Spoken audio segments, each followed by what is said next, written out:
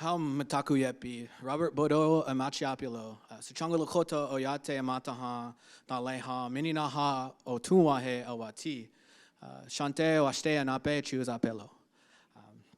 Hello, everyone. If you can't tell, I am nervous. I have a lot of anxiety speaking in front of people, so. And it's been about 3 years since, I think before the pandemic here in KC, is last I spoke. So I just shared with you all, my name is Robert Bordeaux. I descend from the Sicangu Lakota people. I currently live in a border town, Mininaha, Otunwehe, or Valentine, Nebraska. Yeah, and it's so great to be here tonight. I remember speaking with Melissa ages ago, and they had this amazing idea, and I think it was over coffee and then maybe a few phone calls. We talked about where we're at right now in this moment, sharing space with everyone, with all these beautiful people. And so I'm thankful to be here, sharing space. I wanted to share a little bit about myself first, in the context of home, or coming home, or going home, or reclamation. Like I said, I descend from the Sicangu Lakota people. My father's Lakota. My mother is white, and I was born in South Dakota, in Sioux Falls, and pretty much the day I was born, I was kept away from my father pretty intentionally. He had some substance abuse problems, and I grew up then with my mom's parents, so my grandparents on my non-native side. And there was a very intentional separation from my father's family, my Lakota family, and I existed in that. I wrote poetry about it for years. I called it the in-between space, this in-between of two worlds, growing up in a very small town in South Dakota, and being Native. I'm also light-skinned compared to a lot of my relatives, and just this in-between space where I'm not white enough to be white, not Native enough to be Native. And I existed in that identity crisis my whole life. Also just, dealt with a lot of pain through that. And I never really knew how to resolve it because of the separal intention, the intentional separation from my father's family.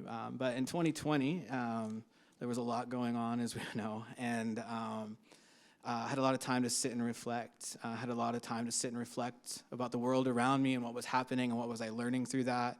And that brought me to this place of wanting to meet my father, connect with my father's family, and learn what it means to be Lakota. And so in that process, I was able to, at the time, all I had was his name and a few pictures of him from my mom's yearbook. But I eventually found an obituary of my grandma on my Lakota side.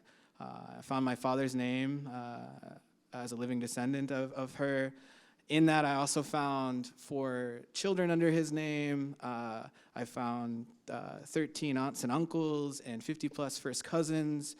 And that brought me to this point of I need to go home. I grew up in eastern South Dakota and I'd been around my father's family on the Rosewood Reservation, but I knew I needed to go home. And that's what it was to me. It was going home, even though it wasn't a place that I had shared space on. It had already felt like home before I even went there. This first poem is called Beginnings.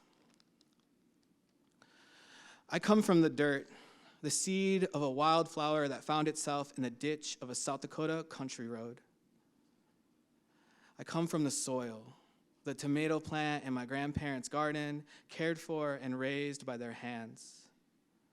I come from the mud, a swirl of many things, a macha mixed with many, mixed with the roots of all our plant relatives. I come from unflinching, in the form of prayers from my ancestors as they guide me through every fragment I lost at birth, and they teach me what it means to be whole. Thank you.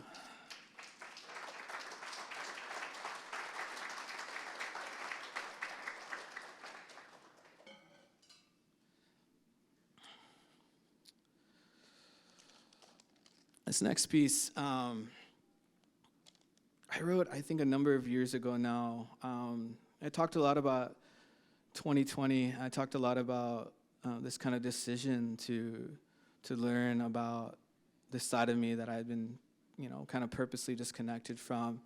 And when I opened those gates, I think a big part of why it took me up until I turned 30 to want to find out those things, because it was going to unlock a lot of beautiful things, but a lot of pain that came with that. A lot of pain in the stories that I hold from growing up in a very small white town with two siblings who are, they have a different father, but their father's Lakota.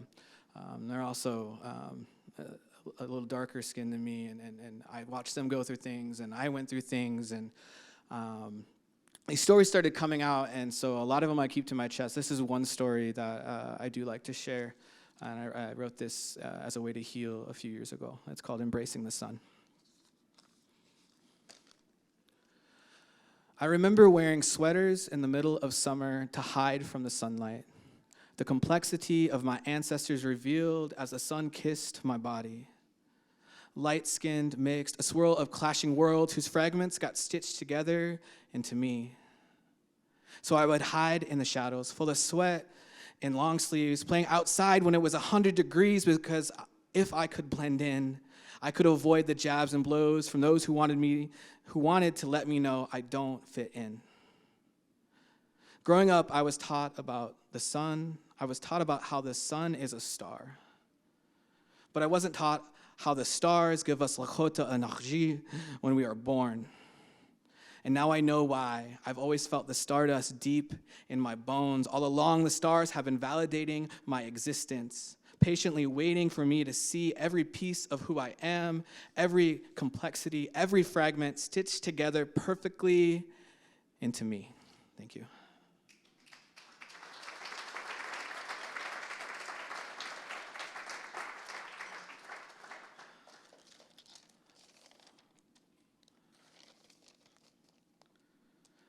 Sharing that story earlier about coming home, it was a really beautiful week. My partner came up with me, plopped down a camper on my tui, my auntie's land, it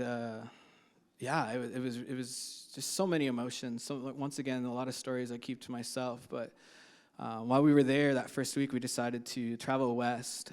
For those who don't know, Hesapa, or the Black Hills, is sacred to the Lakota, and it's the center of our origin story, where we come from, where we and how we exist today. And more than that, it's unceded Lakota land. It's treaty lands. It's 1868 treaty lands.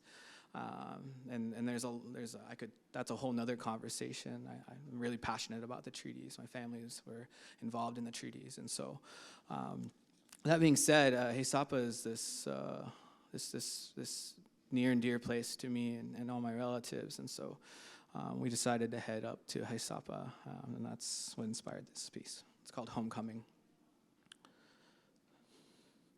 I found myself on a back road towards Miniluzahan while the sun was setting. Hesapa greeted me with a sunset fire over the hills. I've tasted 4 decades, seen life and death all around and within myself, but still, I feel like a Hoksishala, so young, still growing in the Lakota way. Every time I find my way here, it feels like the first time. Always listening, always learning from my ancestors. As I settled in to find rest in Hesapa among the trees, the Wankia welcomed me home. And as they sang their songs, I danced to them in the rain. Broken treaties will never break my spirit. This land will always be my home. Thank you.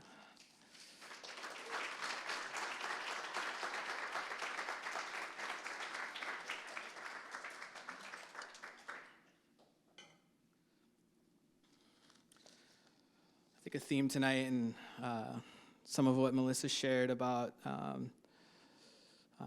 being rooted. I love that imagery a lot. I love thinking about our plant relatives and how they exist in the same way that we do on this land. That importance of finding home. I love those questions too, Melissa, that you asked, because like I said earlier, like we're all invited into that space, and it looks different for all of us, and we all have different experiences, and there's different,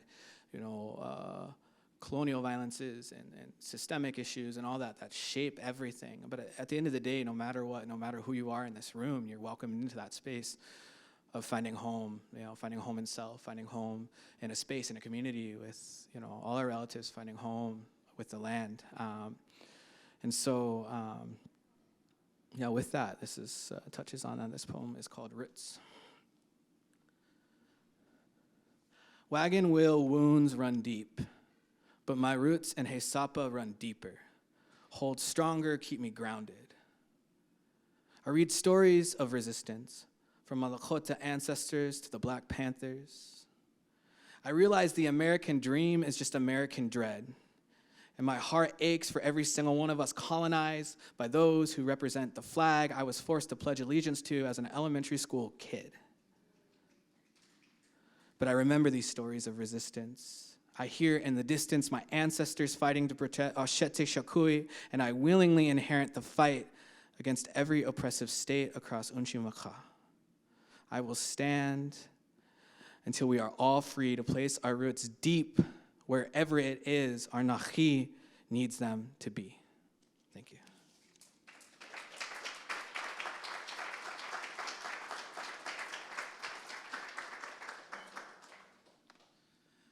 All right, this is my last poem for the night. Once again, just want a huge shout out to Melissa, just one of the most beautiful souls I know. And so just want to thank them, and thank you for everyone else coming out. Kansas City, maybe I didn't share this earlier. I was in Kansas City when I made that decision to come home. And, without those connections, I think I'd still be here. So Kansas City is a second home to me. And always thankful for opportunities to come back and share space. The last time I performed poetry was in Kansas City at one of the open mic events, and I haven't done it since. So part of my nerves, but also just a really beautiful time to come back and share space with everyone tonight. So this will be my last piece. Little background, I talk about Pateo Yate, or Buffalo Nation. As a lot of people know, along with indigenous genocide on this land, there was also genocides going along with our plant and animal relatives, specifically the buffalo. The buffalo are still here, just like we're still here. There's something there, I think, to hold on to. Every one of us can be inspired by that story, and let that lead us and how we move forward in this world and how we exist, how we choose to move, how we choose to learn, how we choose to be a good relative to one another, to the animal relatives, to the plant relatives, to everything. And so with that, this piece is called As the Fence Lines Are Swallowed Whole. Those who came before nearly wiped out Pateo Yate, but the buffaloes continued existent on Ashete Shakui land speaks of resilience. Resilience is a word that sits heavy with me. It tells a story that wrong has been done. I think about my ancestors and what they endured for me to be here. I'm thankful for their resilience, still here despite the wrongs that have been done.